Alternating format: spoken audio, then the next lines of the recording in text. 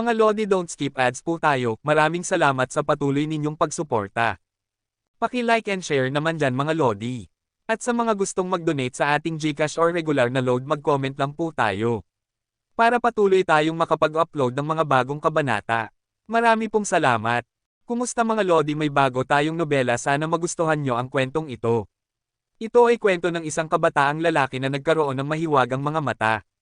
Simulan natin ang kwento. Kabanata 751 hanggang Kabanata 760. Kabanata 751.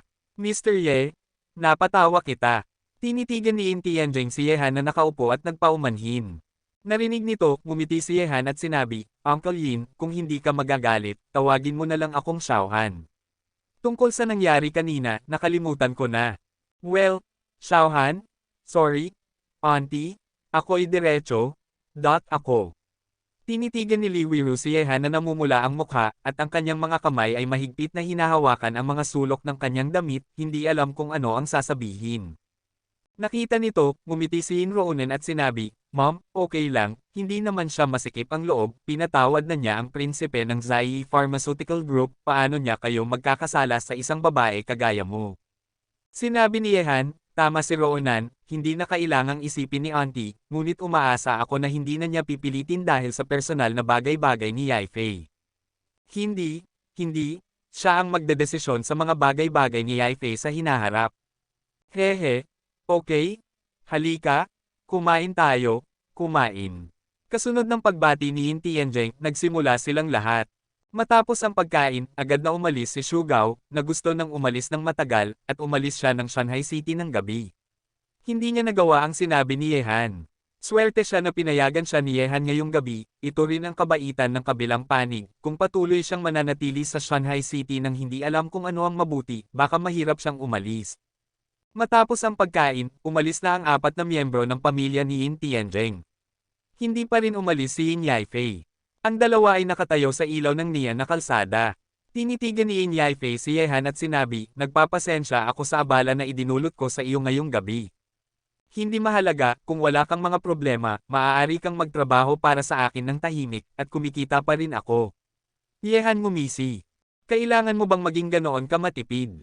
Yin Yaifei ay tumingin kay Yehan at sinabi. Tila totoo ang sinasabi ko. Yehan ay humawak sa kanyang ilong at ngumiti. Anuman paman, kailangan kong magpasalamat sa iyo sa nangyari ngayong gabi. Yin Yaifei ay tinitigan si Yehan na matalim na gilid ng mukha. Sa ilaw ng kanto, mayroong isang halimuyak ng paghanga sa kanyang mga mata. Kaagad, siya ay nagbigay ng malalim na hininga, at tumayo siya sa kanyang paa at bigla siyang humalik sa gilid ng mukha ni Yehan. Ang halik ay nagulat kay Yehan.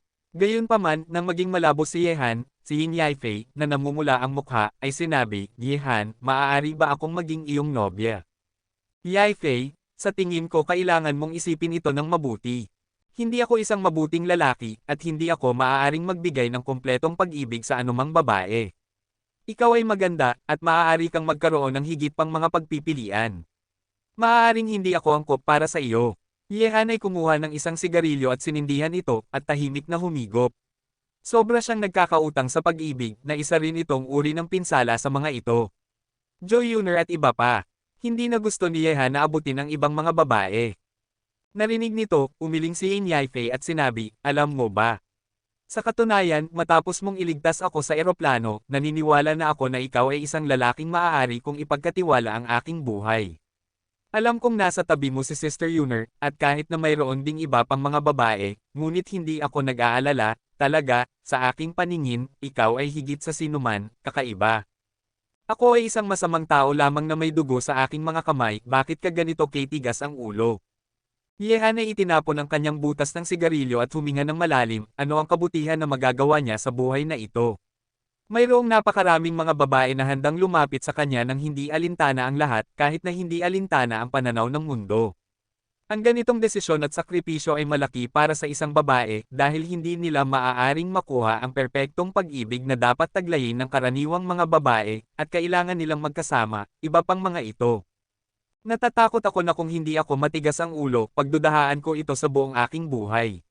Yin Yaifei ay lumakad sa likod ni Yehan at yamakap sa kanya, at dahan-dahan niyang inilapat ang kanyang ulo sa kanyang balikat, nararamdaman ang presyon na ibinigay nito, isang pakiramdam ng seguridad, sabi ng emosyonal. Sa hilagang mundo, matapos ang video ni Nolan Chan na kumalat ng malakas sa internet, mayroong isang sensasyon sa buong hilaga at timog. May mga katatawanan, panunuya, at awa. Siyempre, higit pang hindi pagkilala at pagkabahala, Yehan bago siya pumunta sa hilaga, binatonan niya ng malakas ang pamilya ng Nolan at si Nolan Mietian. Bagamat si Nolan Chan ay kapatid ni Nolan Mietian, gaano man siya ito ay malayo pa rin kay Nolan Mietian. Sa ngayon, halos walang tao sa China na may lakas ng loob na huwag pansinin si Yehan, at naglakad-lakad si Nolan Chan ng nag-iisa sa timog upang talunin si Yehan sa ilalim ng kanyang paa. Pumunta sa pinto upang ipahiya ang mga tao, ang hakbang na ito ay napakasili, hinanap ni Yehan ang isang pagkakataon upang atakehin si Nolan Mietian, binato ni Yehan ng malakas si Nolan Chan, ito ay walang alinlangan na isang suntok sa mukha para kay Nolan Mietian. Stupid guy, this ruined Nolan's reputation. It's beyond self-control. Nolan's family is full of heroes, why did such a fool come out?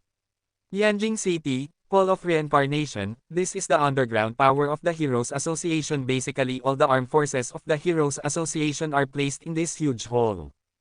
Ang palasyo na ito ay mukhang napakaganda mula sa hitsura at hugis, at sumasakop sa isang malawak na lugar. Bukod sa pangunahing tanghalan ng Reincarnation, ang Hall of Reincarnation ay nahahati sa 8 sangay na tanghalan, na kabilang sa 8 tribo. Ang mga Diyos, Dragon, Yaksha, Gandharva, Asura, Garuda, Kinara, at Mahoraka ay binubuo ng 8 punong tanghalan. Sa ilalim ng bawat punong tanghalan, may isang malakas na puwersa na ginagawa ang buong hilaga. Ang mga tao sa underground world ay lubos na natatakot. Sa ngayon, sa pangunahing tanghalan ng pulong ng Hall of Reincarnation, umiling si Zhou Banroo at huminga ng malalim.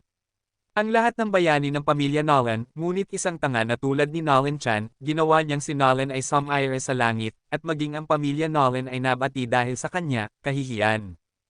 At Chan is arrogant by nature. We can't restrain him except Mietian Wang and Nolan's family can control him. He suffered such a great humiliation when he came out of Nolan's house this time. No matter what, we have to give Mietian Wang an explanation is, if we don't do anything, I'm afraid Mietian Wang will be unhappy, and people in the whole northern underground world will laugh at us. Sa ibaba, isang matipunong, mahaba at masamang Mongol na lalaki ang nagbigkas ng malalim, siya ay Dragons, isa sa 8 tribo. Bakit hindi tayo lahat ay pumunta sa timog at makilala muna natin si Yehan? Asura ay mukhang napakaama, ang kanyang mga mata ay nagbibigay sa tao ng pakiramdam ng kasamaan, tinitigan niya ang mga mata ng mga tao sa paligid na puno ng kasamaan at sinabi. Narinig nito, sinabi ni Zhou Prajna, hindi tayo dapat makilala sa kanya bago siya pumunta sa hilaga. Tungkol sa bagay ni Aiken, kailangan niyang sisihin ang kanyang sarili. Hindi natin dapat gawing gumalaw muna tayo dahil sa kanya. Ang dapat nating gawin ngayon ay tumingin sa timog. Sa hilagang kanluran, ang lahat ay pumapatungkol sa plano, at ang bagay ng pakikipaglaban sa isa sa timog ay dapat ibigay kay Mietian. At bago lumabas si Mietian sa customs, ikaw ay mga bantay lamang, hindi mga vanguard. Napakahiya nito. Hindi ko maaaring kainin ang mainit na toho ng mabilis. Kailangan nating maglakad ng unti-unti. Sa sandaling magsimula ang labanan sa hilaga, panahon na para sa inyong 8 tribo na maging aktibo. Sa usok ng pudre na ito, sino ang magdedesisyon sa pagtaas at pagbaba sa huli? Depende ito sa kung sino ang makakatawa sa huli. Kabanata 752. Sa isang malalim na bundok at lumang kagubatan sa hilaga, isang piraso ng kakaibang mga gusali ay nakakalat sa kagubatang ito, maganda at mahigpit, puno ng kaharian at kaharian. Ang mga tao dito ay nakasuot ng retro fashion, at isang pakiramdam ng sinaunang kapaligiran ay nakapalibot dito, mukhang isang sinaunang kaharian na nakahiwalay sa mundo. Kumusta ang mga binti ni Achan? Sa ngayon, sa isang balkonahe, isang lalaki na may matino na mukha ang nakaupo sa tabi ng mesa, gumagawa ng tsaa, at bahagyang tanong. Ang mukha ng lalaki ay napakalamig, at kanyang edad ay humigit kumulang 40 taon, nakasuot ng puting balabal, may isang atmosfera ng iskolar sa buong katawan, nakikita na madaling lapitan. Patriarch Wei, ang binti ni Achan ay dapat na nasugatan ng ilang paraan, at ito ay kailangan ng hindi bababa sa 1 taon upang ganap na gumaling. Isang matandang lalaki ang nakatayo sa tabi ng lalaki, at sinabi niya, Patriarch, ang mga kabataang henerasyon ng pamilya G ay masyadong nang-aapi, kailangan ba nating lumabas at turuan siya ng leksyon? Sinabi ni Nalan Yaoguang ng banayad, wala nang kailangan, mawala ng mukha kung mawala ng mukha. Hindi masama kung hindi mawawala ang buhay mo. Ang insidente na ito ay maaaring ituring na isang leksyon para kay Achan. Umaasa ako na matututo siya dito. Ang aking pamilya Nolan ang kailangan ay mahuhusay na mga disipulo, hindi mga walang utak na tanga, tungkol sa bata ng pamilya G, hayaan si Mia Tia na hanapin siya, at kapag nararapat na lumabas kami sa bundok, natural na lalabas kami. Alam ko ang Patriarch, ngayon ay kailangan kong maghintay para sa Mia Tia na lumabas sa customs, at malapit na ang oras. Ang tingin ng matandang lalaki ay napalingon sa isang direksyon, na kung saan ang pinagbabawal na lugar ng pamilya Nolan. Mayroong 8 pinto ng buhay at kamatayan, 1 pinto ng buhay, at 7 pinto ng kamatayan, basta na ang mga taong makakapagbukas ng pinto ng buhay at kamatayan, ang kanilang sariling lakas ay tiyak na tataas ng hindi pa nagagawa. Gayunpaman, sa ngayon, isang nakakatakot na kilusan ang lumabas sa direksyon na tinitingnan ng matandang lalaki. Naramdaman nito, ang mga mata ni Nalan Yaoguang ay tumingin din sa direksyon na iyon, at pagkatapos ay ibinaba niya ang kanyang tasa at mumurang, maaari ba na Miitian lumabas ka na ba? Ha ha ha ha. Pagkatapos ng 7749 kalamidad, natapos ko na ang pagtatapang sa pinto ng buhay at kamatayan. Mula ngayon, ang mundo na ito ay sa akin na. Walang makakapidyo sa aking mga hakbang ni Nalan Miitian. Yehan, maghintay ka at makita mo muli. Sumuko sa ilalim ng aking paa, ha ha ha ha. Ang mga pagsigaw na nakakatakot ay nagmula sa walang hanggan. Sa ngayon, si Nalan Miitian, na matagal nang nasa pagtulog-tulog, ay lumabas na mula sa pagtulog-tulog.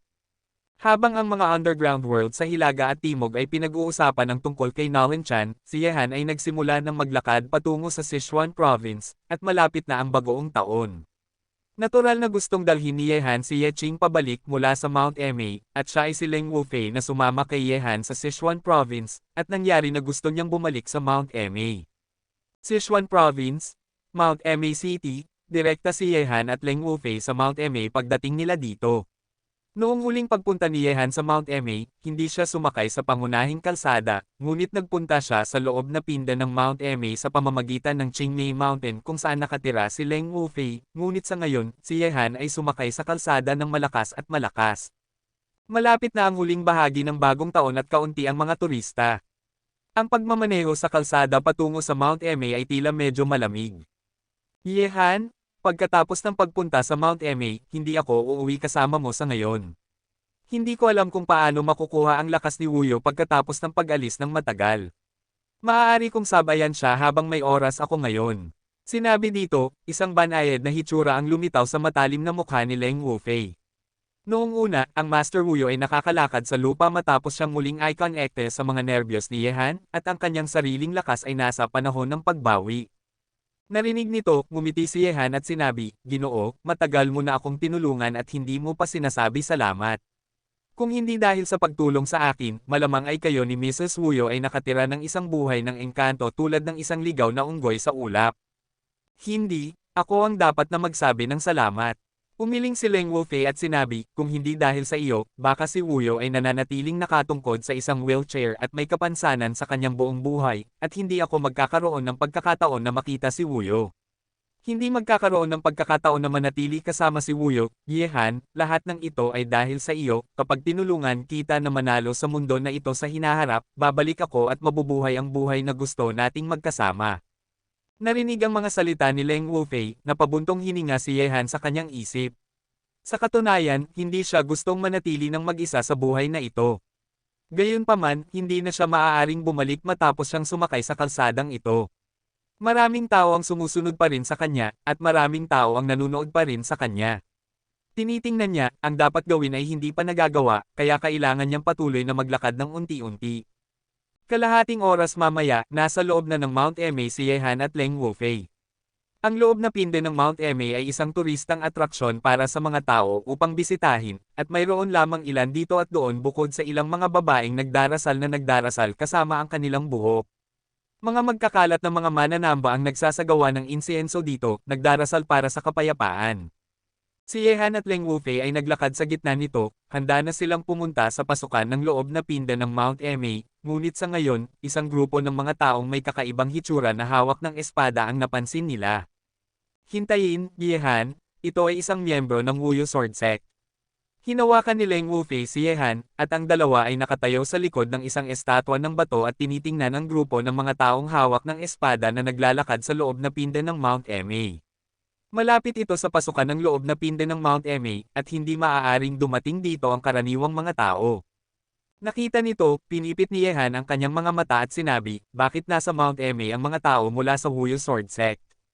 Hindi ko alam. Sinabi ni Leng Wufei, ang mga pinakamalaking 10 sekta sa mundo ng sinaunang martial arts ay konektado sa isa't isa, at normal na madalas maglipat-lipat, ngunit ngayon ang mga tao mula sa Wuyo Sword School na malapit sa huling bahagi ng taon ay lumitaw sa Mount Eme.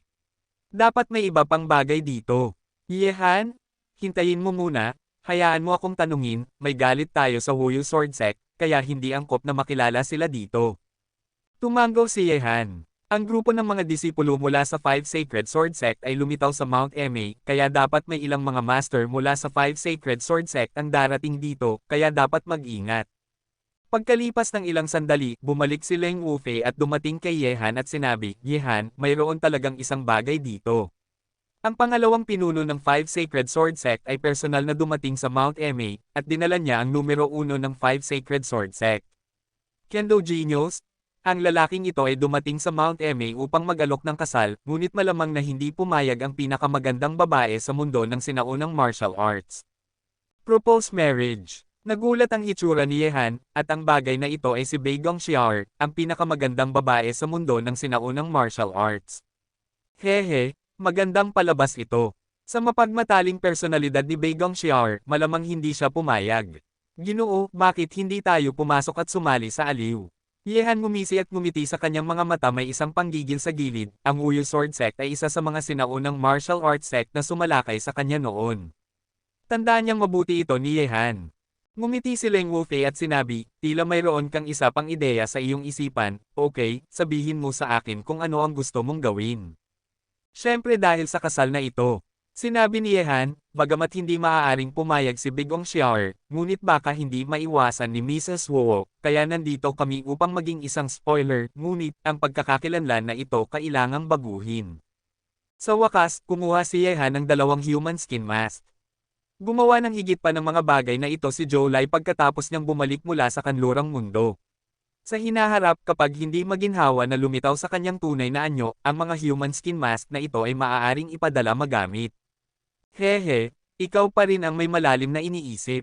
Kinuha ni Zhou Lai ang isang human skin mask at isinabot ito sa kanyang mukha. Sa isang iglap, nagbago siya mula sa isang gwapong at hindi pangkaraniwang middle-aged man sa isang tahimik na maliit na matanda, at si Yehan rin ay naging nakilala niya ang isang gwapong binata, at ang kanyang mga kilos ay puno ng kaharian. Matapos ang lahat ng ito, naglakad ang dalawa patungo sa pasukan ng loob na pinda ng Mount Eme. Ang mga babaeng nagdarasal ng Mount Eme ay personal na nagbabantay sa pasukan. Siyempre, ang mga disipulo ng Five Sacred Sword Sect ay narito rin. Pigilan, sino kayong dalawa? Hindi ito isang lugar kung saan dapat dumating ang mga turista, umatras ka agad. Dumating si Yehan at ang dalawa sa pasukan, at bago pa makapagsalita ang mga babaeng nagdarasal ng Mount Eme, ang mga tao mula sa Five Sacred Sword Sect ay nagbukas ng kanilang bibig una. Isang hitsura ng hindi pagkagusto ang lumitaw sa mga mata ng mga babaeng nagdarasal sa Mount Eme nang makita ang mga tao mula sa Five Sacred Sword School na una. Kabanata 753. Ngumiti si Yehan at sinabi, sino kami at ano ang ginagawa namin para sa iyo? Tanong ko lang kung ikaw ay mula sa Eme Sect. Kung hindi, ipikit mo lang ang iyong bibig. Kayo, matapang. Narinig ang mga salita ni Yehan, nagalit ang mga disipulo ng Five Sacred Sword Sect.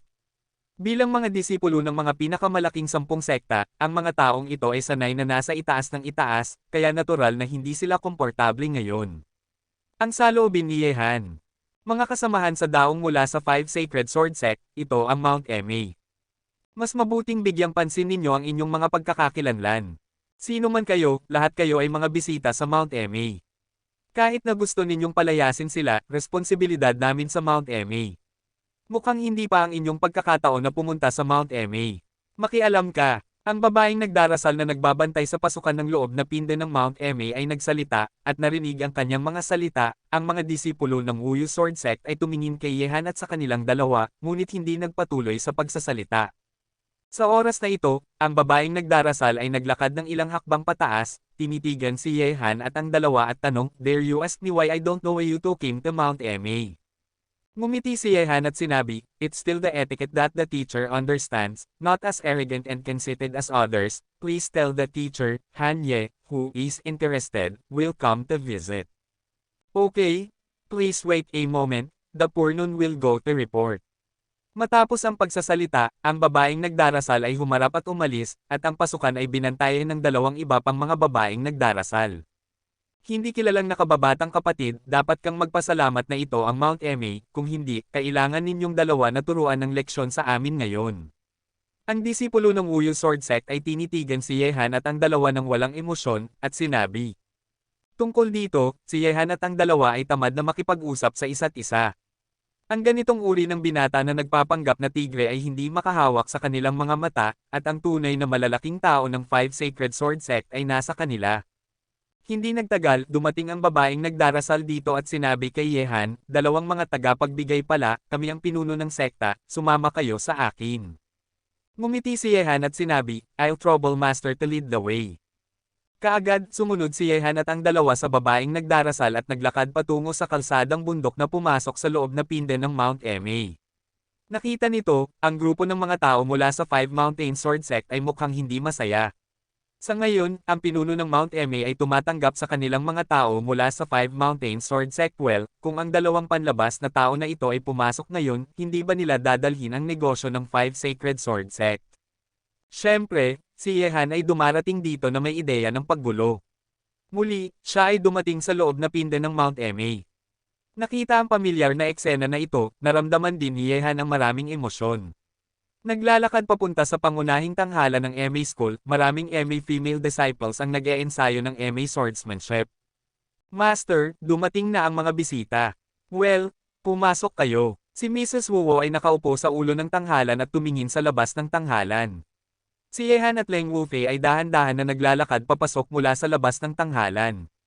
Maraming tao sa tanghalan. Kabilang dito ang pangalawang pinuno ng Five Mountain Sword Sect na pamilyar kay Yehan, kilala bilang ang Five Mountain Sword Master, at ang kanyang mga kasanayan sa espada ay napakalakas. May isang gwapong binata na nakaupo sa tabi ng Sword Master Five Mountains. Sa ngayon, ang kanilang mga mata ay nakatalaga kay Yehan at sa dalawa na pumasok. Ang kanilang mga mata ay gumalaw, at si Wuyo ay nakaupo sa tapat ng Sword Master Five Mountains, Walking, Wuyo, Big Ong Xiaor, at ang kapatid ni Yehan na si Yeching. Kung ikukumpara sa nakaraan, si Yeching ay naging ibang tao ngayon.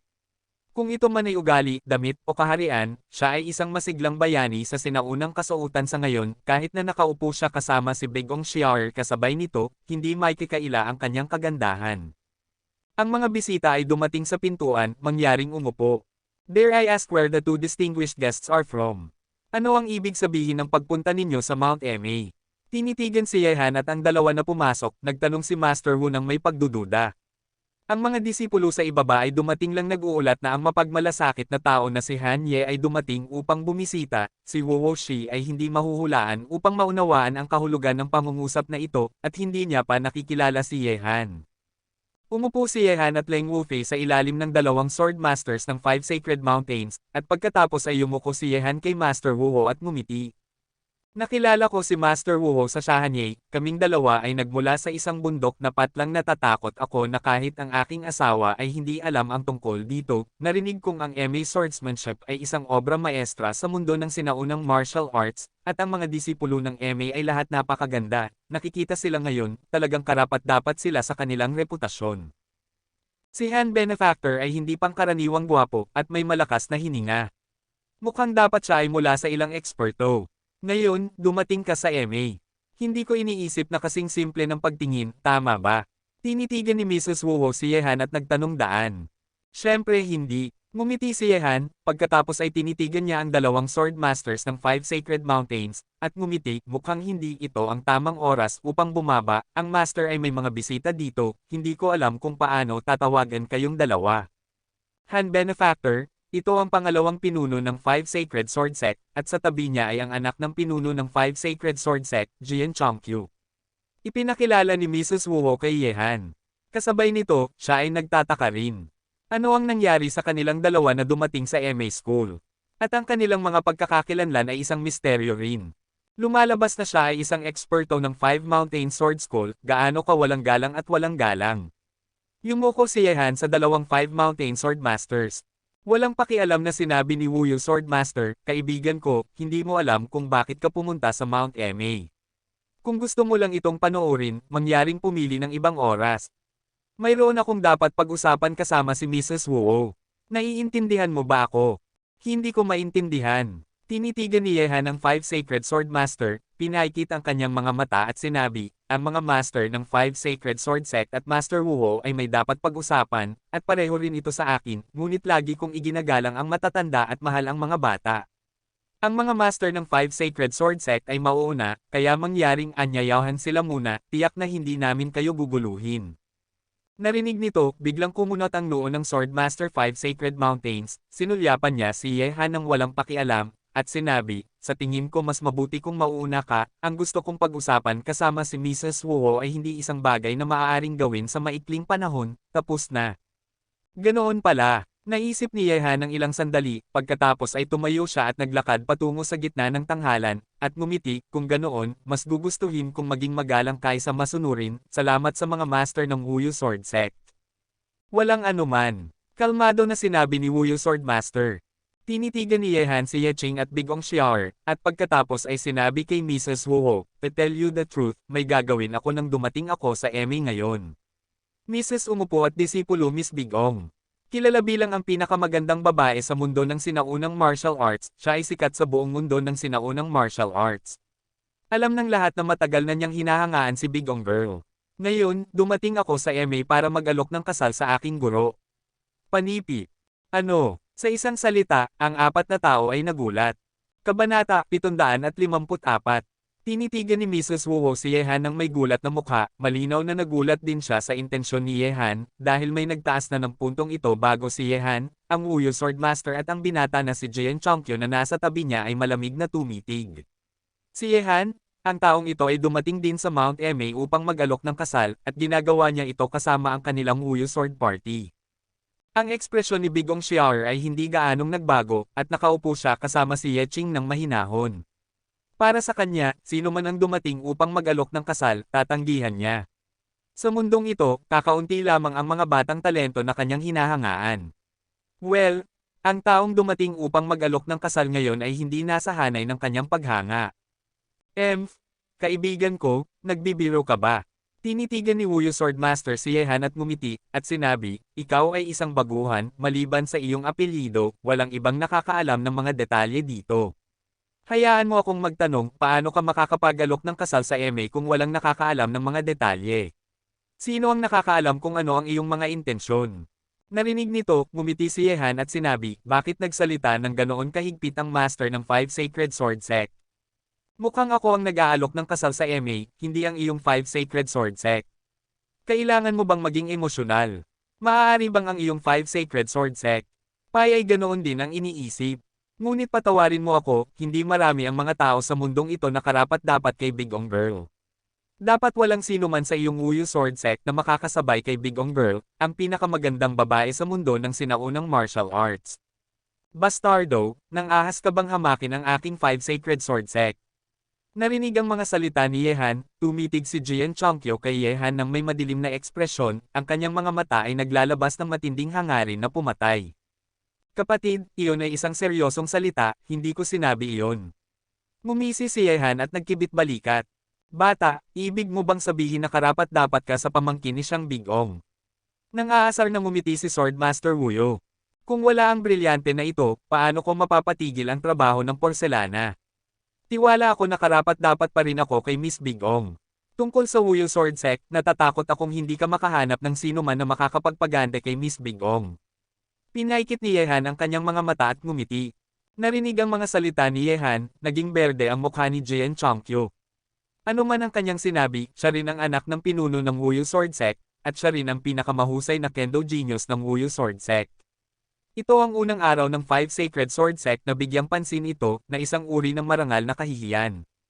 Shiar, ang lalaking ito ay talagang makapal ang mukha. Ipinagmamalaki niyang siya lang ang tao sa mundo, ngunit ikaw ay sapat pa rin kaakit-akit.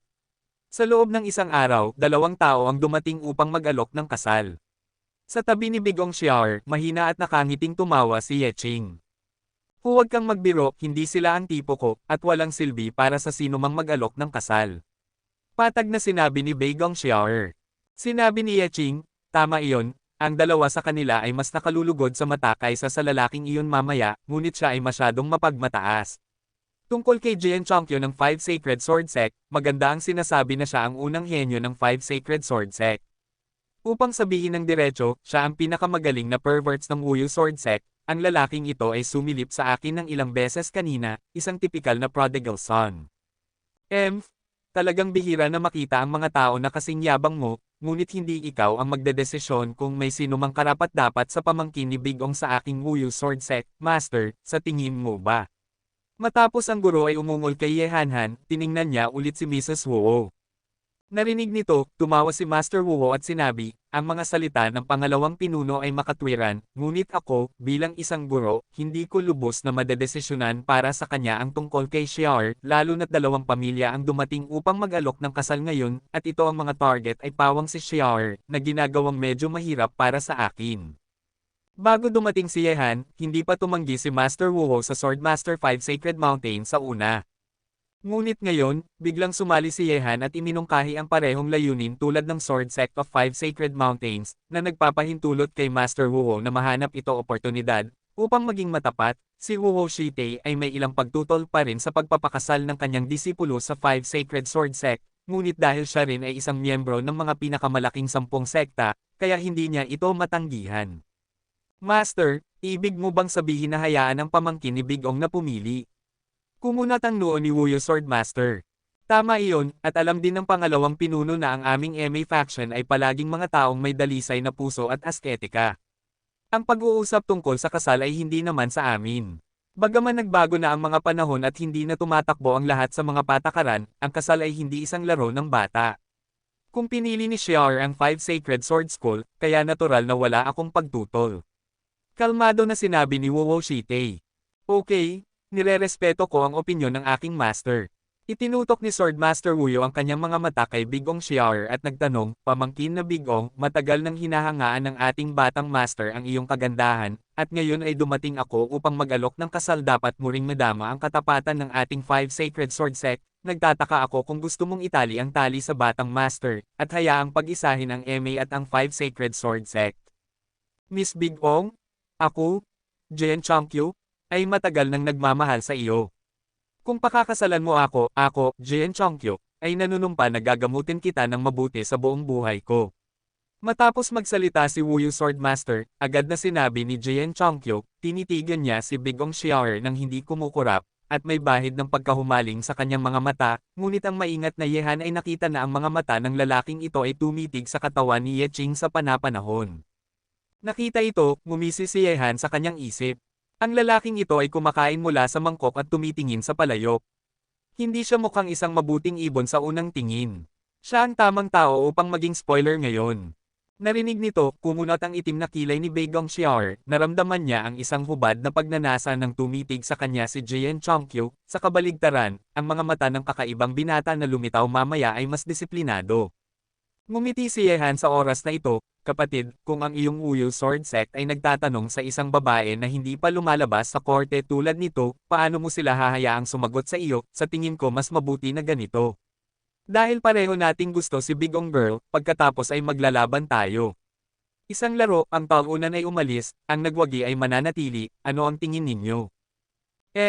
Marami kang pinagsasasabi.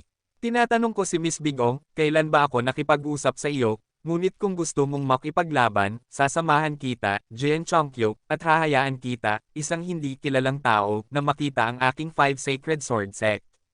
Hindi gaanong hindi matatagalan gaya ng sinabi mo.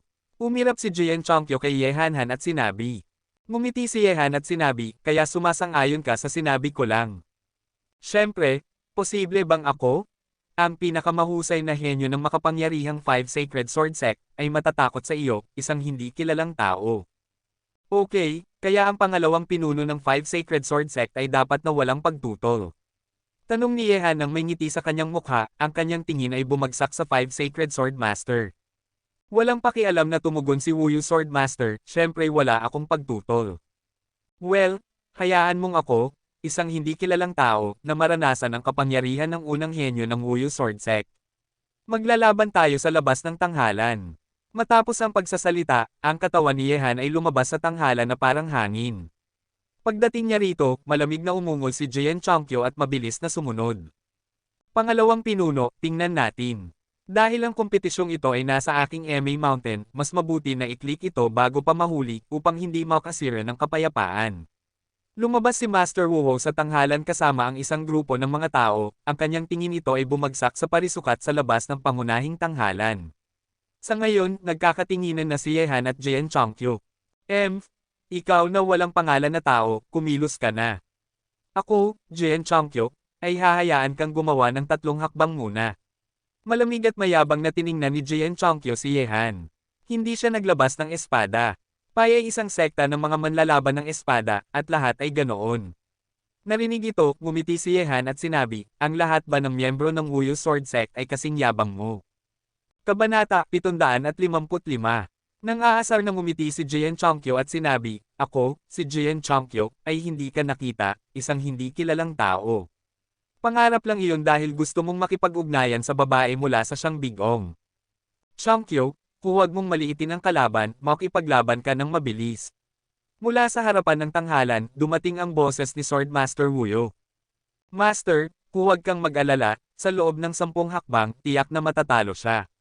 Dahan-dahang hinugot ni Jian Chongqio ang kanyang espada, itinuro kay Yehan ng may malamig at matalim na gilid, at sinabi, kung hindi mo pinahahalagahan ang 3 hakbang, kung gayon ay huwag mo akong sisihin sa hindi pagbibigay sa iyo ng pagkakataon. Matapos masabi iyon, nanginginig ang kamay ni Jian Chongqio, at sa isang iglap, isang matinding aura ng kendo ang kumalat sa hangin, gumalaw ang katawan ni Jian Chongqio, sumayaw ang espada sa kanyang kamay, at isang puting aura ng espada ay nagtungo kay Yehan sumugod. Inaasahan sa batang Panginoon ng Swordmaster, ang Wuyu swordsmanship na ito ay medyo sikat na. Nakita si Jian Chongqio na humuhugot ng espada sa sandaling ito, palihim na tumango si Master Wuho at sinabi. Sinabi ni Wuyu Swordmaster, Master, ang lakas ni Chongqio ay kabilang sa nangungunang 10 henyo sa mga nangungunang 10 sekta.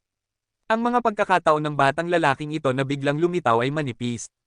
Narinig ito, hindi sumagot si Master Wuo. Ang lakas ni Yehan ay nagparamdam sa kanya ng hindi maunawaan, tila mahina siya, ngunit ang kanyang hininga ay malakas. Xiaoer, sino sa tingin mo ang mas malakas sa kanilang dalawa? Tanong ni Ye Qing habang tinitingnan ang laban na nagaganap na sa parisukat sa ibaba. May 70% na tsansa na manalo si Jian Chongqio. Isang pangungusap lang ang sinagot ni Beigong Xiaoer. Bilang isang miyembro ng sinaunang martial arts sect, alam ni Beigong Xiaoer ang lakas ni Jian Chongqio, ngunit mayroon siyang ilang mga kasanayan, ngunit si Yehan, Beigong Xian hindi niya maramdaman kung gaano siya kalakas. Gayunpaman, nang ang mga mata ng lahat ay nakatuon sa napakasiglang espada ni Jian Chongqio na umaatake kay Yehan, bigla na lang, ang katawan ni Yehan ay puno ng ilaw ng espada, at ang kanyang buong katawan ay tila naging isang sinag ng ilaw. Ang kamay ay pumalit sa espada, itinuro sa langit, at ang espiritual na enerhiya sa katawan ay pinakawalan ng labis, nagbabago sa isang kumikinang na espada. Jian Chongqio, gamit ang iyong kakayahan, paano mo nang ahas na sabihin na bibigyan kita ng 3 hakbang? Tinitingnan ng nakamamatay na espada, isang pang-aasar ang nakasabit sa mukha ni Yehan, at pagkatapos, ang nabagong espada ay parang espada. Tulad ng ilaw, sinugod niya si Jian Chongqio. Nagbanggaan ang 2 sword chi, at may isang pagsabog na nagpatamba sa lupa. Sa susunod na sandali, nagulat si Mrs. Wuho at ang iba pa nang makita na ang katawan ni Jian Chongqio ay lumipad pataas na parang saranggola na may naputol na tali. Walang pagbara. Sa parisukat, hayagang sinugod ni Jian Chongqio si Yehan gamit ang kanyang espada. Ang Wuyu Sword Sect ay naging sikat sa kanilang swordsmanship. Ang kanilang swordsmanship ay natural na napakasigla. Gayunpaman, bagaman malakas ang swordsmanship ni Jian Chongqio, si Yehan matapos ang paglipat, ang dalawa ay nagbanggaan lang, ang katawan ni Jian Chongqio ay lumipad pataas na parang saranggola na may naputol na tali, at sa wakas ay malupit na bumagsak sa parisukat. Nakita ang eksena na ito, labis na nagulat si Mrs. Wuho at ang iba pa. Si Jian Chongqio, ang unang henyo ng Five Sacred Sword Sect, ay natalo sa isang paglipat lamang. Nagulat silang lahat. Ang lakas ay napakahina bilang ang numero unong henyo ng Five Sacred Sword Sect, sa kabaligtaran, ang lakas ni Jian Chongqio ay napakalakas pa rin. Sa ngayon natalo siya sa isang paglipat na nagpapakita lamang na ang kalaban na kanyang kinakaharap ay mas malakas kaysa sa kanya at ang dalawa ay hindi nasa parehong antas. Chongqio. Tinitigan si Jian Chongqio na lumipad pataas sa lupa ng may duguan na bibig, isang hangarin na pumatay ang sumilay sa mga mata ni Sword Master Wu Yu, at tumapak siya sa parisukat na parang kidlat at tinulungan si Jian Chongqio na tumayo. Bagaman si Jian Chongqio ay natalo nagsuka siya ng dugo, ngunit nagtamo lamang siya ng ilang menor de edad na pinsala, wala itong malubha. Napakasigla ng lalaking ito. Isang hitsura ng pagkabigla ang sumilay sa mga mata ni Ye Qing, tinitingnan si Ye Han na nagbabago ng mukha sa parisukat, medyo nagulat din si Bei Gongxiao. Hindi mapigilan ang paglipat ng binatang iyon, saan galing ang henyo na ito. Bakit hindi ka pa nakarinig tungkol dito dati? Namiss kita, ang lakas ng lalaking ito ay talagang nakakatakot. Huminga ng malalim si Wu Shitei, at mahigpit niyang tiningnan si Ye Han na nakatayo sa parisukat ng may ngiti. Huaxia, may isa pang henyo na may nakakatakot na lakas ang lumitaw. Hehe, ito ang itinuturing na unang henyo ng Five Sacred Sword Sect.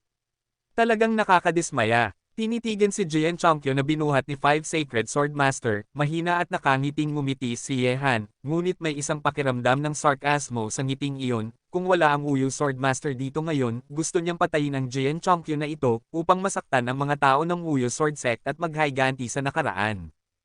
Ikaw. Matapos marinig ang mga salita ni Ye Han, naging asul ang mukha ni Jian Chongqio at pagkatapos ay naging maputi. Sinabi lang niya na tiyak na matatalo ni Ye Han si Ye Han sa loob ng 10 hakbang gamit ang 3 hakbang, ngunit ngayon, nasa ilalim siya ng mga kamay ni Ye Han. Hindi man lang siya nakaligtas sa paglipat, at ganap na nasample sa mukha, at nasample siya sa mukha sa harap ni Bei Gongxiao, ang pinakamagandang babae sa mundo ng sinaunang martial arts. Ngayon ay hindi na niya hinihintay na maghanap ng bitek sa lupa upang magtago.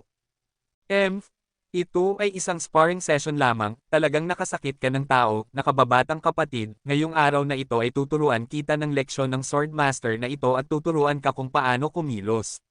Malamig na umungol si Wu Yu Sword Master, kumaway ng kanyang mga manggas, at tiningnan si Ye Han ng walang pakialam, maglakad-lakad. Nakita ito, pinaikit ni Ye Han ang kanyang mga mata at gumisi. Bakit? Ang mga bata ay walang silbi, ngayon ay panahon na para sa mga matanda na sumulong, hindi ba iyon ang ibig sabihin ng paghampas sa mga bata at pagsulong sa mga matanda? Nagkukwentuhan ka, dapat kitang turuan ng leksyon ngayong araw na ito ng Sword Master na ito. Hindi ko inaasahan na ang mga miyembro ng Five Sacred Sword Sect ay napakawalang hiya. Ang mga nakababatang kapatid ay natalo sa laban, at ang mga nakatatanda ay sumulong upang mangapi sa mga bata at subukang mabawi ang kanilang mukha. Hindi ba medyo kaiya-hiya iyon? Kumurap ang figure ni Leng Wufei, at lumitaw na sa harap ni Ye Han, ang Sword Master ng Five Mountains ay nais na atakehin si Ye Han. Siyempre, hindi siya manunood mula sa tabi. Gamit ang lakas ni Ye Han, may kaunting pag-asa siyang harapin ang Sword Master ng Five Mountains ng mag-isa. Kung gayon kayo ay maglalaban ng sama-sama. Gusto kong makita kung ano ang kaya ninyo ngayon. Walang pakialam ang hitsura ni Sword Master Wu Yu, at patuloy pa rin siyang naglalakad patungo kay Ye Han at sa kanilang dalawa. Pangalawang pinuno, mangyaring tumigil. Ito ang aking MA sect. Gumagawa ka ng gulo dito. Dapat mong isaalang-alang kung ano ang nararamdaman ko, ang pinuno ng MA. Sumunod din ang guro at asawa, at kailangan nilang sumulong sa sitwasyong ito. Kung ang alinman sa dalawang partido ay may gagawin sa MA faction, ito ay isang napaka-nakakabahalang bagay para sa MA faction. Lalo na si Ye Han, na mayroon ng ganoong mga kakayahan sa murang edad, tiyak na may master sa likod niya, at mas lalong imposible para sa isang taong walang guro na hayaan siyang magkaroon ng problema sa kanyang sariling sekta. Nakita si Mrs. Wu at ang iba pa na nakatayo sa gitna ng parisukat, kumunot ang noo ni Sword Master Wu Yu at sinabi, Master, mangyaring lumayo, ang pag-atake ng batang ito ay malupit, at sinaktan niya ang aking mga miyembro ng Five Sacred Sword Sect ngayon. Kailangan kong turuan siya ng leksyon. Hehe, matandang lalaki, nasipa ka ba sa ulo ng isang asno? Masisisi mo ba ako dahil hindi ko kayang harangan ang isang paglipat mula sa akin sa unang araw ng iyong sekta? Bukod dito, nangako ka sa iyong sarili sa kompetisyon kanina. Gamit ang aking lakas, kung gusto kong patayin siya, sa tingin mo ba makakaya pa niyang tumayo rito at huminga ng maayos? Malamig nang umiti si Ye Han sa Five Sacred Sword Master. Sinabi ni Mrs. Wu, pangalawang pinuno, si Han Ye ay talagang hindi dapat sisihin sa insidenteng ito, kaya mangyaring huwag kang gumawa ng anumang malalaking paggalaw para sa aking kapakanan. Ito ang MA-sec, hindi isang lugar upang tumakbo ng ligaw sa iba. Kung hindi ka kung nakikinig ka sa panghihikayat, kung gayon ay mapipilitin lang kitang palayasin sa bundok. Sarkastikong sinabi ni Ye Han, Master, ang ilang mga tao ay napakamakapal ang mukha, at malinaw nilang sinasabi na ang mga taong-unan ay aalis, at ang mga mananalo ay mananatili. Sa tingin ko sinusubukan nilang maglaro ng mga trick. Hindi ko inaasahan na ang mga master ng Five Sacred Sword Sect ay ganoon ang uri ng tao ay talagang nagbukas ng aking mga mata ngayon. Kabanata 756. Nakababatang kapatid, alam mo ba kung gaano kawalang galang? Malamig ang mukha ni Wuyu Swordmaster habang tinitingnan si Ye Han, at pagkatapos ay sinabi, okay, para sa kapakanan ni Master Wu ngayon, hindi kita guguluhin, ngunit tatandaan kita, Chongqing, dahil hindi kami malugod dito, sa tingin ko dapat tayong bumaba ng bundok, maraming babae sa mundong ito. Matapos masabi iyon, pumarap si Swordmaster Wuyu at umalis. Matapos bigyan ni Jian Chongqing si Ye Han ng mapait na tingin, wala siyang nagawa kundi sumunod sa likod ni Swordmaster Wuyu. Habang pinapanood na umalis si Master Wuyo, nakahinga ng maluwag si Master Wu. Isa rin siya sa mga nangungunang 10 sekta sa mundo ng sinaunang martial arts, at ayaw niyang magkaroon ng alitan sa Wuyu Sword Sect. Gayunpaman, nang mag-relax ang lahat sa kanilang pagbabantay, bigla na lang, isang hangarin na pumatay ang bumabalot sa mundo, at ang Five Mountain Sword Master na pupalas na ay nagbaril sa pwesto ni Ye Han na parang kidlat, may makapal na enerhiya ng espada sa kanyang kamay sumabog ito, at sa loob ng isang kisap mata, ang enerhiya ng espadang ito ay umabot na sa itaas ng ulo ni Ye Han. Hindi, Luo Shang? Ikaw ay walang galang. Nakita na biglang sinalakay ni Swordmaster Wuyo si Ye Han, nagbago ang mga mukha ni Mrs. Wu at ang iba pa, at binati siya ng sabay-sabay, ngunit ang pag-atake ni Swordmaster Wuyo ay umabot na sa tuktok ng ulo ni Ye Han, kahit na si Wu Shite at ang iba pa ay napakabilis, hindi nila mailigtas ang malapit na apoy mula sa malalayong tubig. Karumal-dumal at walang hiya na tao. Madilim ang ekspresyon ni Ye Han. Sa sandaling ito, hindi na niya inalintana ang pagtatago ng kanyang lakas. Ang lakas ng pakikipaglaban sa rurok sa unang yugto ng Great Rendo ay sumabog, at biglang sinuntok ni Ye Han ang nakakatakot na enerhiya ng espada. Nakatayo si Leng Wufei, na nasa tabi ni Ye Han, ay gumawa rin ng isang galaw, at ang ilaw ng espada ay lumilipad ng paalang, at ang dalawa ay binati ang Five Sacred Sword Master ng sabay-sabay. Boom! Tatlong nakakatakot na pag-atake ang nagbanggaan ng malupit sa hangin, at isang marahas na alon ang nagwala sa lahat ng direksyon. Parehong si Ye Han at Leng Wufei ay naitulak pabalik, at ang figure ng Sword Master ng Five Sacred Mountains ay umatras din ng ilang hakbang sa hangin, tiningnan niya si Ye Han at ang dalawa ng may gulat. Luo Shang, ito ang pinakamahalagang lugar para sa akin sa Mount Ma, huwag kang mag-abala. Ang mga pag-atake ni Wu Shite at ang apat na iba pa ay umabot na sa paligid ng Five Sacred Sword Master, at ang apat na Sword Chi ay mahigpit na nakakandado sa kanya. Kumunat ang noo ni Wu Sword Master. Siyempre, hindi niya kaya natalunin ang apat na Wu Shite ng mag-isa. Kaagad, lumipad siya pabalik at tumungo sa panlabas na pintuan ng MA School. Master, nagkasala ako sa iyo ngayon. Babalik si Luo Shang sa susunod. Halika sa pintuan upang humingi ng tawad. Mga disipulo ng MA, mag-set up ng formation. Nakita na nais umalis ni Wu Sword Master, hahayaan ba siyang umalis ng madali ni Wu Shite? Kasunod ng kanyang utos, ang mga disipulo ng MA sa paligid ng parisukat ay sumigaw ng malakas at lumipad palayo, ang espada sa kanilang mga kamay hinugot, tulad ng isang lumilipad na espada, kasing siksik ng ulan, at sabay-sabay na binaril ang Five Mountain Sword Master sa kawalan. Five Sacred Sword Gang, sirain. Nakita ang matutulis na espada na bumabagsak na parang ulan sa lahat ng panig, ang buong katawan ni Sword Master Wuyo Sword Master ay puno ng ilaw ng espada, na mahigpit na nakabalot sa kanya, tulad ng isang hindi matatagusan na pader ng lungsod, na mabilis na lumilipad sa siksik na ulan ng sword formations. Habang nagmamaneho, ang mga espada ay umaatake sa kanyang katawan, hindi siya makapinsala sa anumang paraan. Di nagtagal, si Sword Master Wuyo ay sumaire sa sword array at umalis na parang sinag ng ilaw. Tinitingnan ng Five Sacred Sword Master na umalis, may malamig na ilaw sa mga mata ni Wu Shite at ang apat sa kanila. Talagang hindi ka panipaniwala na kumilos ng napakasama ang 5 Sacred Sword Master na ito at nang ahas na makipaglaban sa MA sect. Ilagay ang kanilang MA faction sa iyong mga mata. Ang Luo Shang na ito ay walang kabuluhan.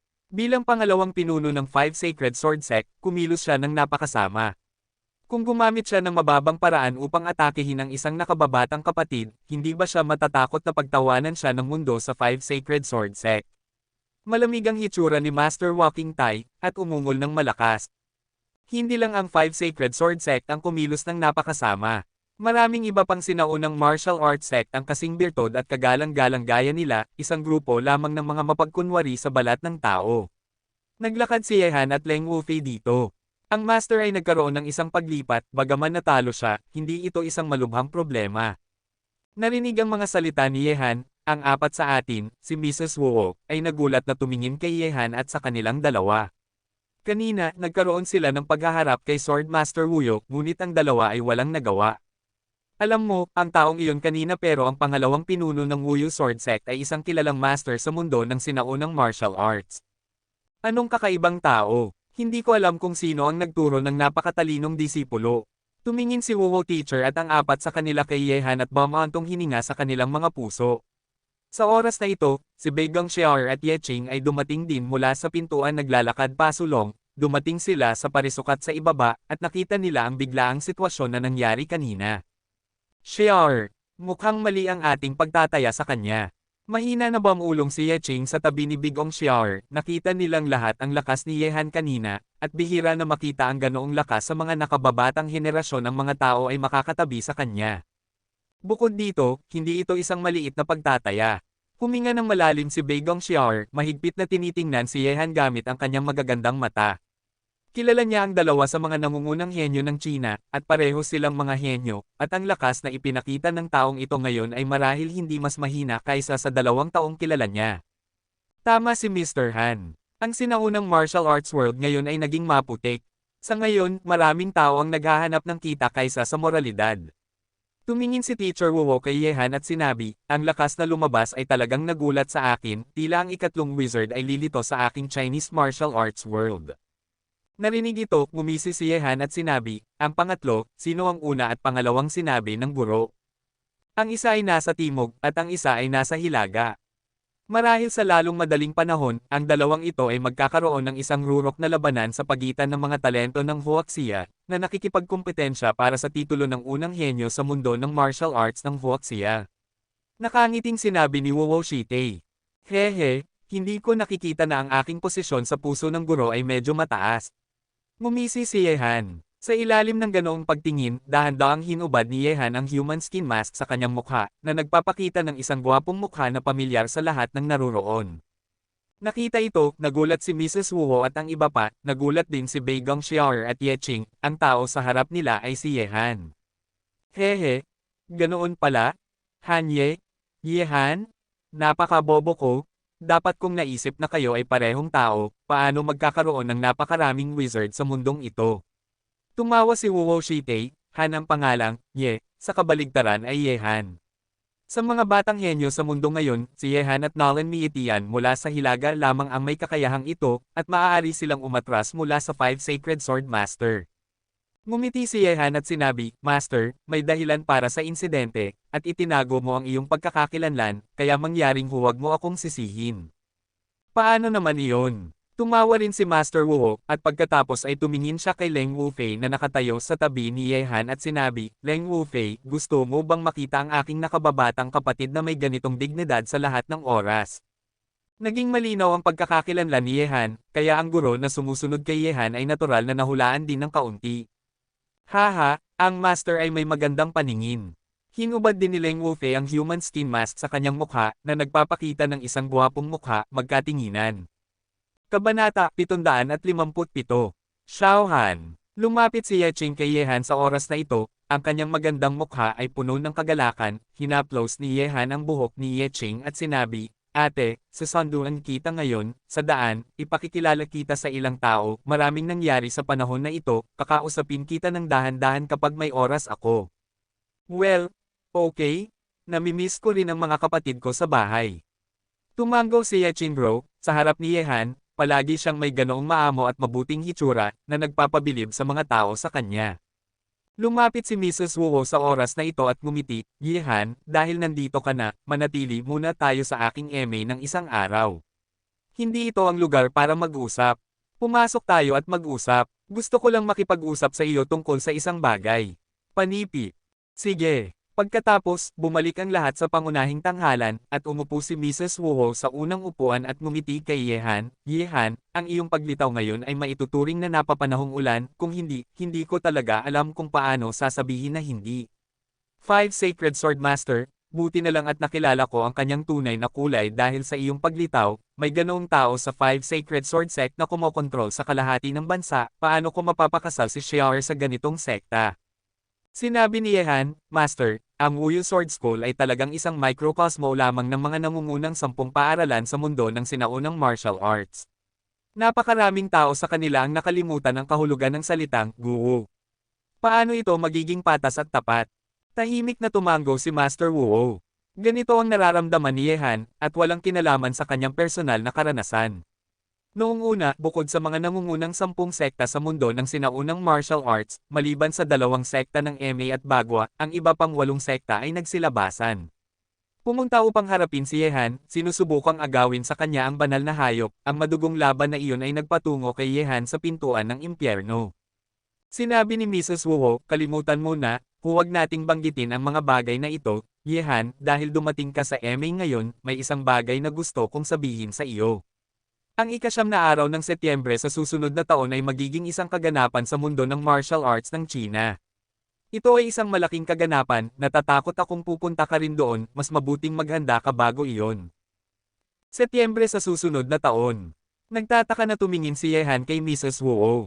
Bumantong hininga si Master Wu at sinabi, 20 taon na ang nakalipas mula noong huling kompetisyon sa martial arts, at sa susunod na taon ay magkakaroon ng susunod na kompetisyon sa martial arts. Bilangin ang oras, eksaktong 20 taon na ang nakalilipas, sa ika-9 na araw ng Setyembre, sa oras na iyon, hindi lang ang sinaunang martial arts world, kundi ang buong mundo ng martial arts ng China ay makikilahok sa kompetisyon sa martial arts. Gayunpaman, ito ay limitado lamang sa mga batang henerasyon ng mga henyo.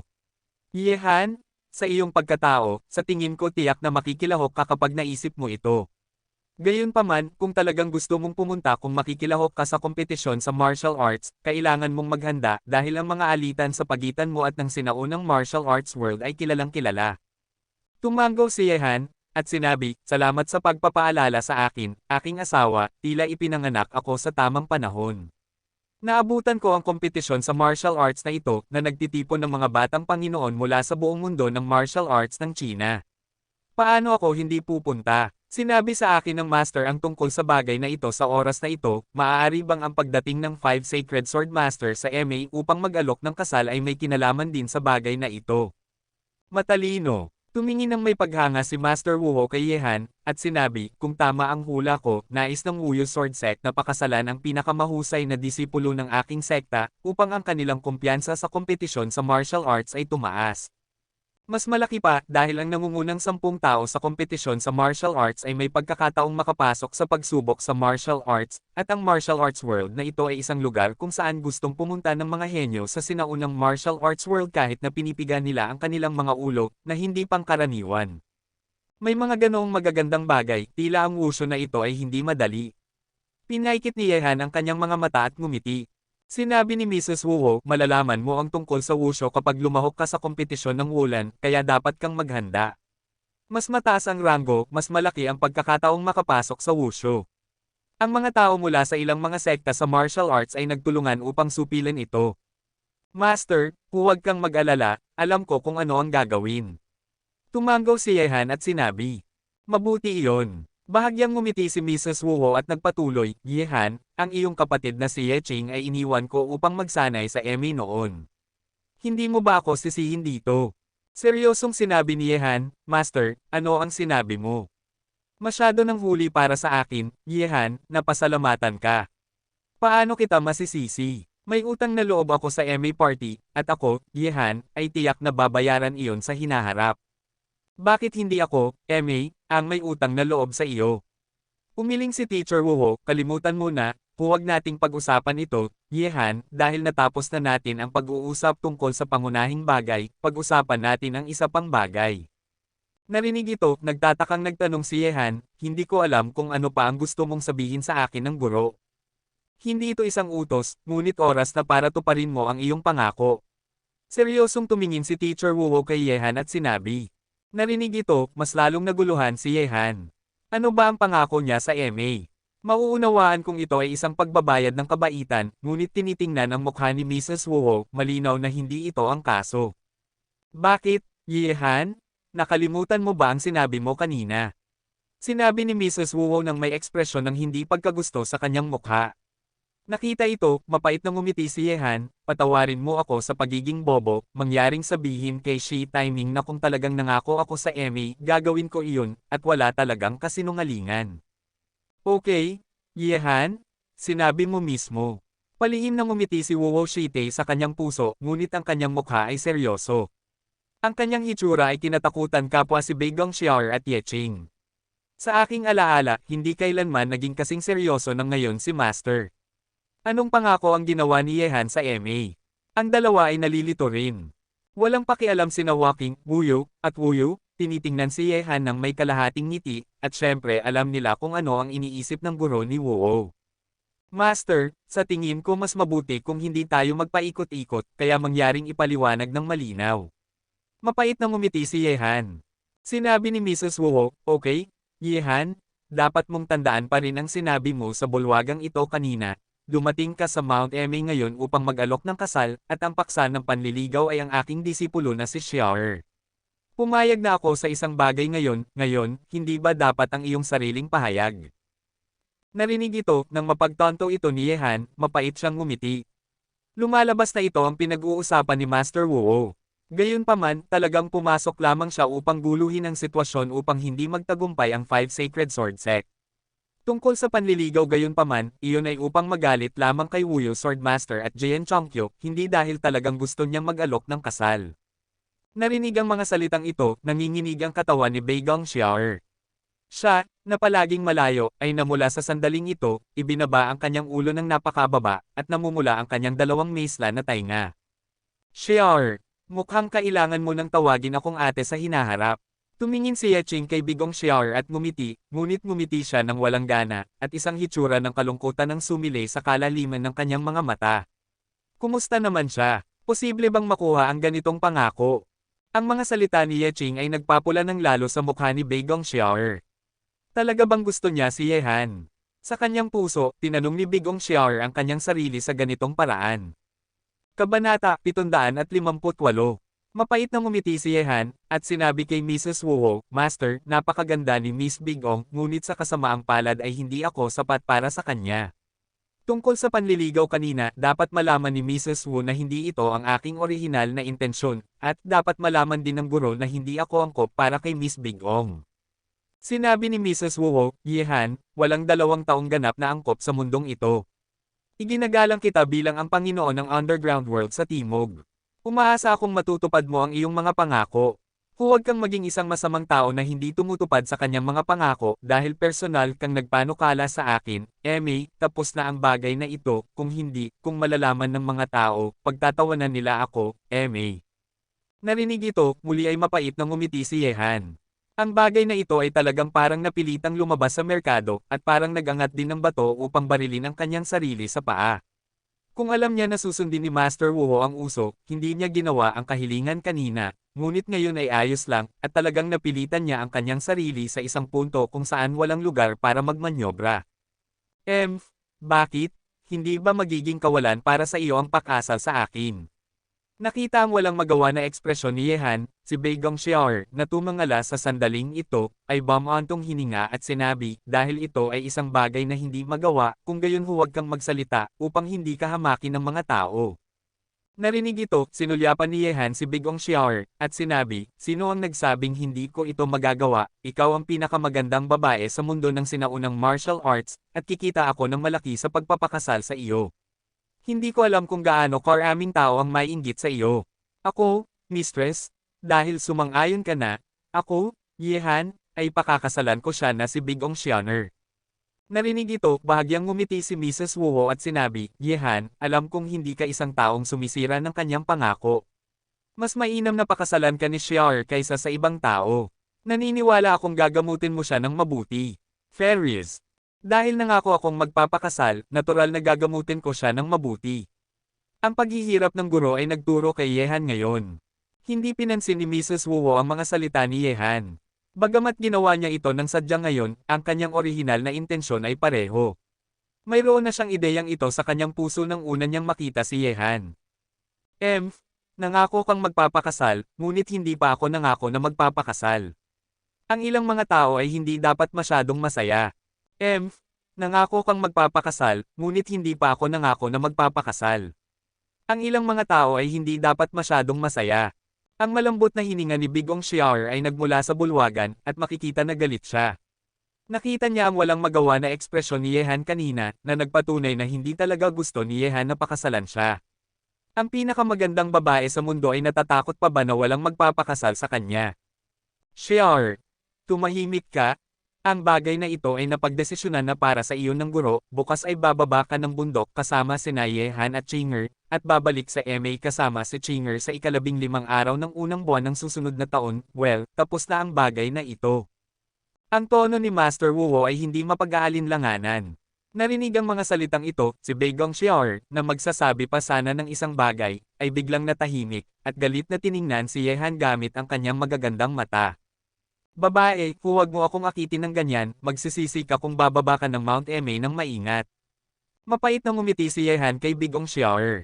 Totoo lang, medyo nagagalit si Yehan nang mapilitan siyang maglagay ng mga photo sa mga istant ng ganito, ngunit ang kabilang panig ay si Mrs. Wu, na mabait sa kanya, kaya kailangan lang lunukan ni Yehan ang kanyang hininga. Magpakasal ka na lang dahil ang kabilang panig ay ang pinakamagandang babae sa mundo ng sinaunang martial arts, at hindi siya magdurusa.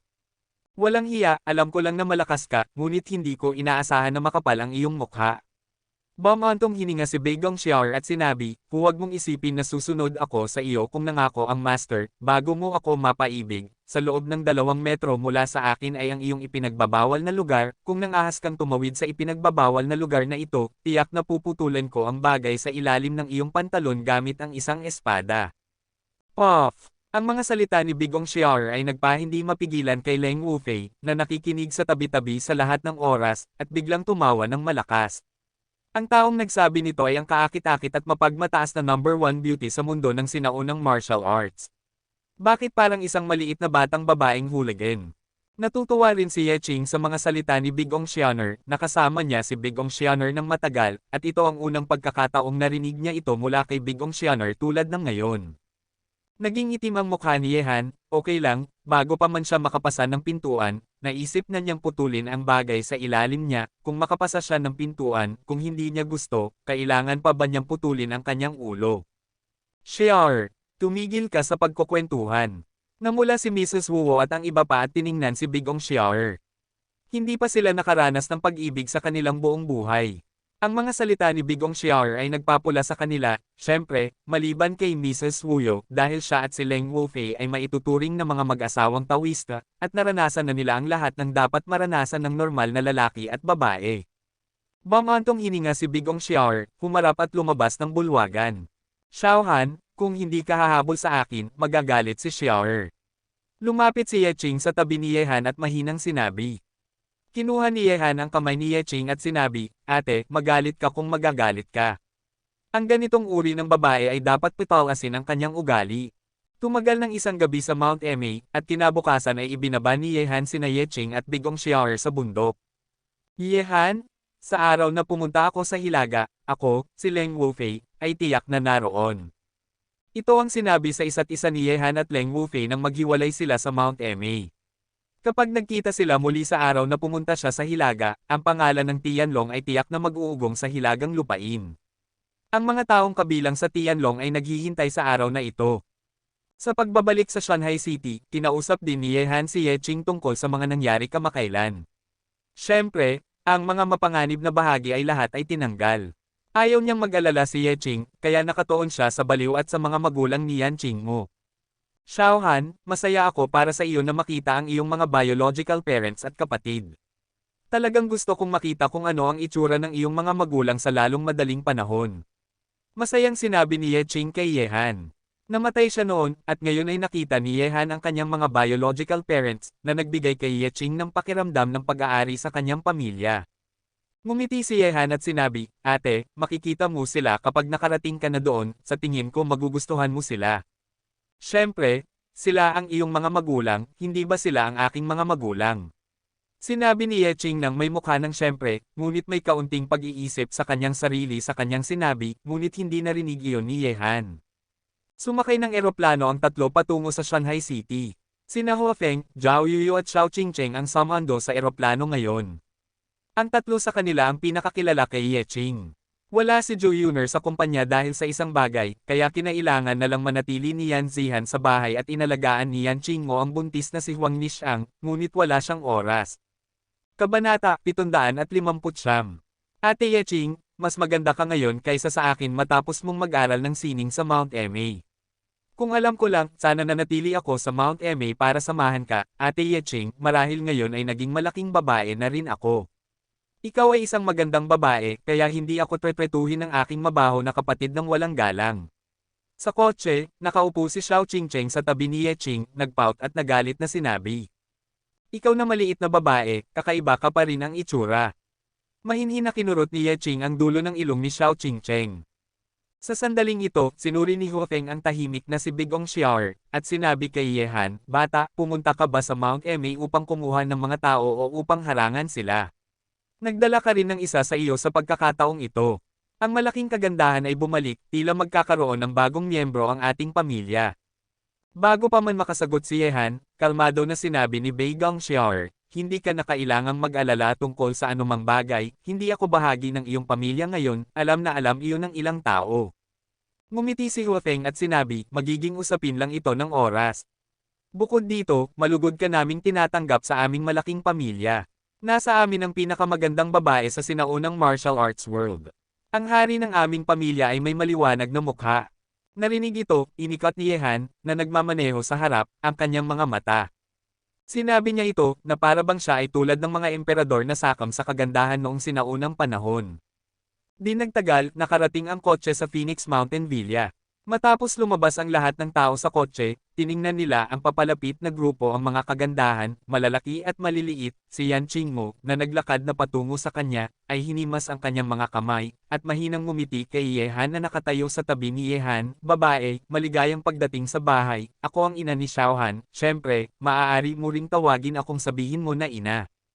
Tiningnan ni Ye Ching ang napakagandang babae sa harap niya, at nang mamangha siya sa kagandahang hinahangaan niyan, namula siya at mahina na tinawag, "Nanay." "Hoy, mabuting manugang, matagal na kitang hinihintay, kaya galing." Masayang hinawakan ni Yan Ching mo ang kamay ni Ye Ching, hindi pinapansin si Yehan na may madilim na mukha at si Ye Ching na may namumulang mukha. Ano ang iniisip ng dalawa?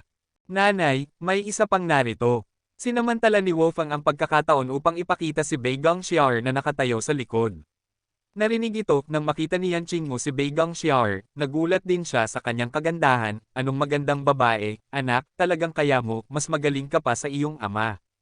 "Magandang araw po, tita, ako po si Bigong Xianer." Magalang na bumati si Bigong Xianer kay Yan Qingmo, ngunit wala pa rin siyang lakas ng loob na tawagin si Yan Qingmo na ina. "Hehe, okay. Magandang araw po. Lahat, halika, pumasok na tayong lahat sa bahay.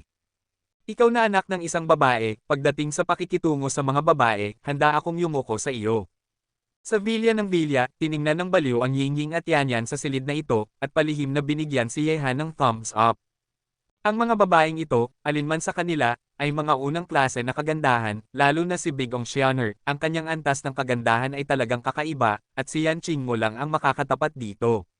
Ang mga ordinaryong tao na makakapakasal sa isa sa kanila ay natatakot na madyay-gising sila ng tumatawa sa kanilang mga pangarap, ngunit narito may isang taong nagmamay-ari ng isang grupo.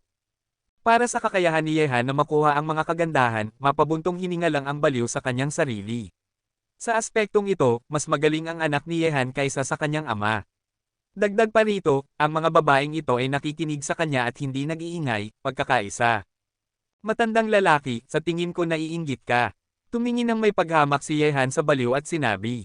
Inikat ng baliw ang kanyang mga mata at sinabi, "Totoo lang, naiinggit talaga ako sa iyo, ikaw na bastardo, ngunit hindi mo masasabi sa iyong ina iyon, sa hinaharap ay kakailanganin mo ang aking tulong sa maraming lugar." Kinuyam ni Yehan ang kanyang mga labi at sinabi, "Kung gayon mas mabuting maging tapat ka, kung may iba pang tao bukod kay Xiangjang, huwag mong sisihin ang aking anak sa pagbugbog sa akin." Ang relasyon sa pagitan ng baliw at ng may-ari ng Xiangjang si Hangjai Jingyi ay tiyak na hindi normal. Naunawaan na ito ni Yehan nang siya ay nasa Xiangjang. Narinig ito, tiningnan ng baliw si Yehan, at sinabi, "Ikaw na anak ng isang babae, sa tingin mo ba lahat ay katulad mo? Maraming magagandang asawa. Mabuti lang ang pakikitungo ko sa iyong ina sa buhay na ito. Tungkol sa ibang tao, may utang ako sa kanya. Kung gusto mong bayaran ito, wala itong kinalaman sa panloloko." Matandang lalaki, ang mga salitang ito ay nakakatuwang marinig. Naghagi si Yehan ng sigarilyo sa baliw, nagsindi ng isa para sa kanyang sarili at lumabas. Ngayon na bumalik na siya, dapat siyang abala sa kanyang sariling mga gawain. 2 araw na lang ang natitira bago ang bagong taon ng Tsino, at kailangan nating simulan ang mga paghahanda sa lahat ng aspeto. Pagkalipas ng ilang sandali, nakita ni Yehan sina Xiaben at Lin Chi sa likod ng bundok ng villa. Ang dalawang lalaking ito ay walang magawa kapag bumalik sila, at karaniwang pumupunta sila sa likod ng bundok upang mag-aral sa isa't isa. Ang 7 talento ay nasa huling yugto ng Junior Governor, at si Xiaben ay nasa rurok na ng huling yugto ng Junior Governor, at maaari nang masira sa kaharian ng Middle Governor anumang oras.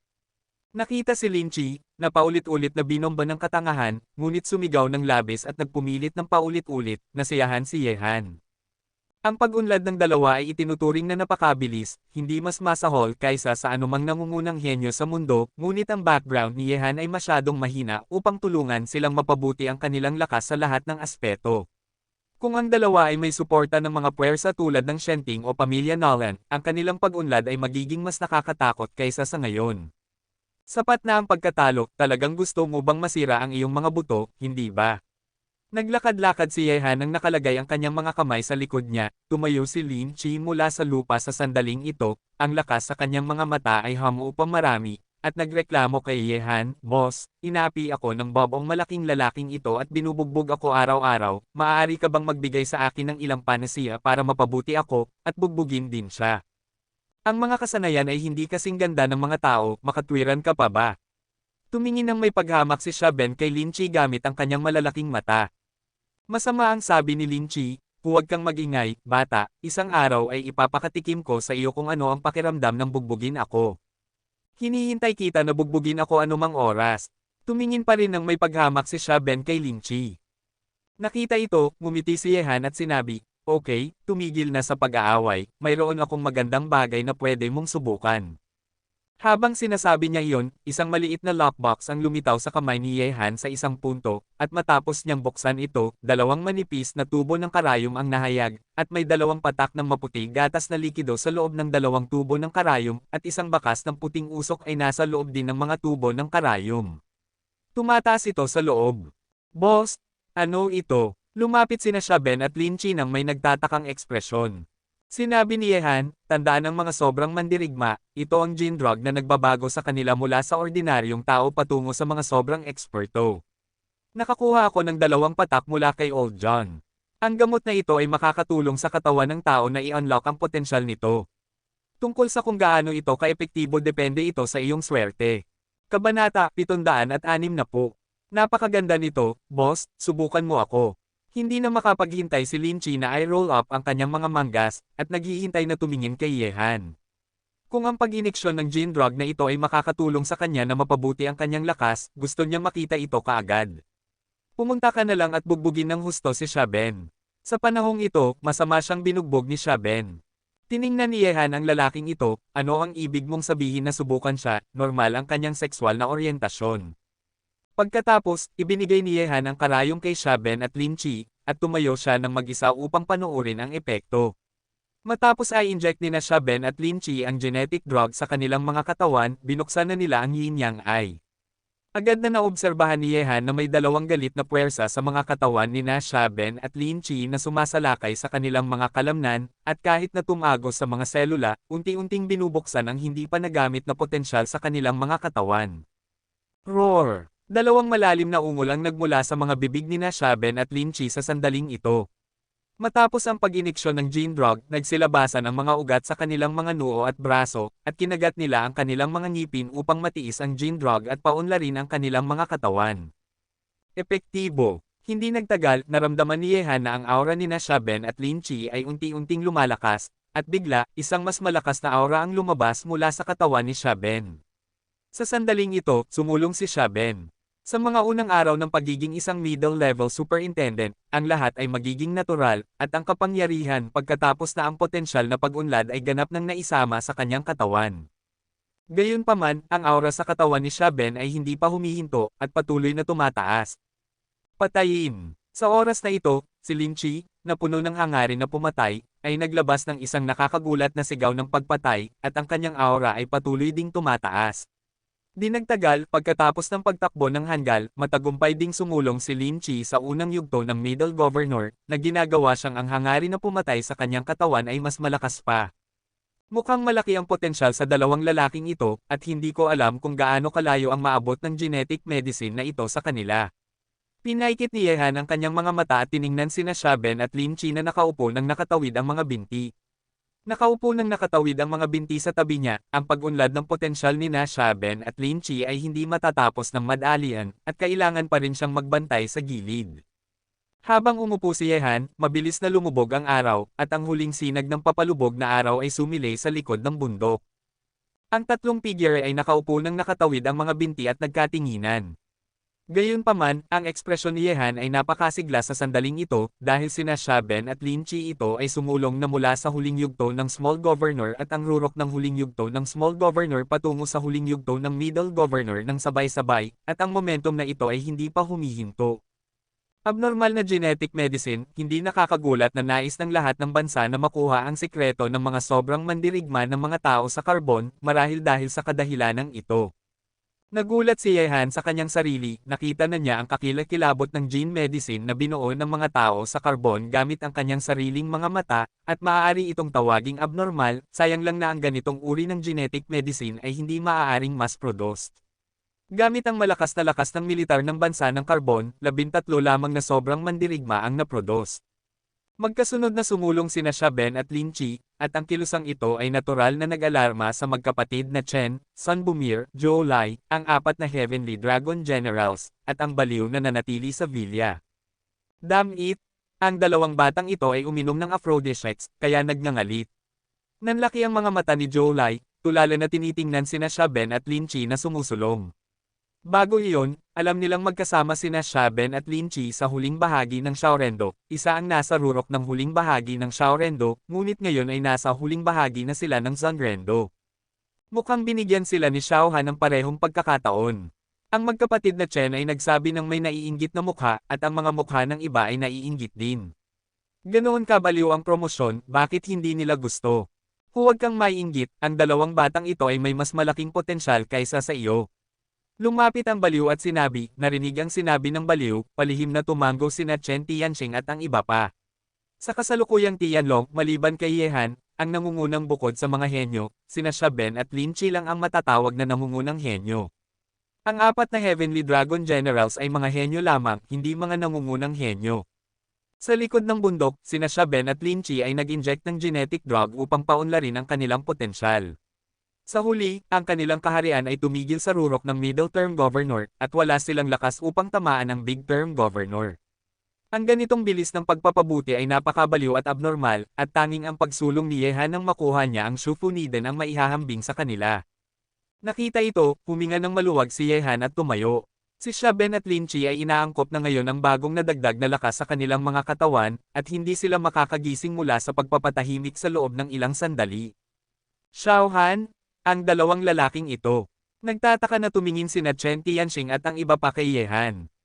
Sinabi ni Yehan, ito ay isang gene drug na binuo ng mga tao sa karbon. Ito ay dahil sa pag-iniksyon ng gene drug na ito na ang isang sobrang mandirigma ay maaaring maging isang sobrang eksperto. Gayunpaman, 2 patak lang ang nasa kamay ko ngayon, at mula pa rin ito sa katawan ng sobrang sundalo. Matapos itong kunin, makukuha ko ang formula na kailangang gamitin upang bumuo ng genetic medicine mula kay Old John. Kapag magagamit na ang formula na ito, hahayaan kong kolektahin ng mga tao sa madilim na bulwagan ang ganitong uri ng bagay.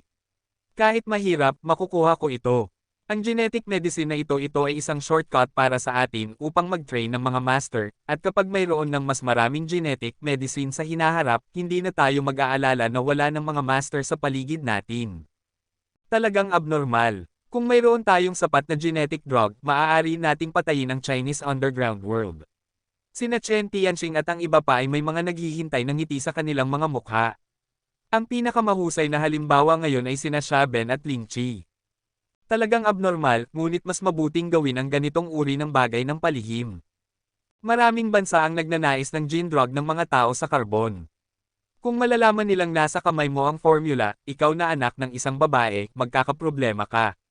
At, sa pagkakaalam ko alam mo, mahirap na bumuo ng ganitong uri ng genetic medicine ng maramihan, kahit na gamit ang lakas ng bansa ng karbon, imposibleng gawin ito. Nakatayo sa tabi niya ang baliw at nagbuhos ng malamig na tubig kay Yehan sa tamang oras. Natural na naiintindihan ito ni Yehan. Sa ngayon, nakasalalay ito sa kung talagang mahirap makuha ang formula na ito. Kung masyadong mahirap, gagamitin niya ang isa pang matinding paraan upang makuha ito. Ang genetic drug na ito ay nagbigay kay Yehan ng pag-asa na mapabuti ng malaki ang lakas ng mga nasa paligid niya at hindi siya susuko ng madali. Kahit na ginawa niya ang lahat ng sobrang mandirigma sa bansa ng karbon, magtatagal pa rin siya sa panganib. Nang bumaba ng bundok sina Yehan at ang iba pa, may nakakatakot na tunog ng laban sa likod ng bundok. Sa sandaling ito, sina Xia Ben at Ling Qi, na nagising mula sa pagpapatahimik, ay nagsimula ng isang matinding paghaharap. Sa ngayon, pantay ang kanilang mga lakas, sapat na masayang laban. Ang lakas ni Xia Ben at Ling Qi ay lubos na sumulong. Kapag pumunta sila sa hilaga, ang dalawa sa kanila ang magiging pangunahing puwersa. Sa kalagayan ng dalawa sa kanila sa ngayon, kung ang mga Panginoon ng hilaga ay hindi kikilos, natatakot akong walang sinuman sa maraming general sa hilaga, ay ang kanilang kalaban. Ang pagpunta sa hilaga ay magiging larangan ng digmaan kung saan sila ay ganap na magiging sikat sa China. Nang bumalik si Yehan sa villa, isang nag-iisa na figure na nakatayo sa parisukat ang nakita niya. Ang figure na ito ay tumitingin sa madilim na kalangitan sa gabi sa sandaling ito, tahimik, at ang malamig na hangin sa gabi ay humihip, ang kanyang buhok ay itinaas, kaya ang kanyang perpektong mukha ay ganap na nakalantad sa hangin. Bakit, may ugali rin ba ang pinakamagandang babae sa mundo ng sinaunang martial arts na tumingin sa mga bituin? Lumapit si Yehan sa tabi ni Big Ong Xianer at ngumiti ng bahagya. Narinig ito, walang pakialam na sinabi ni Big Ong Xianer, hindi ko inaasahan na ikaw, bukod sa makapal na mukha, ay may masamang paningin din.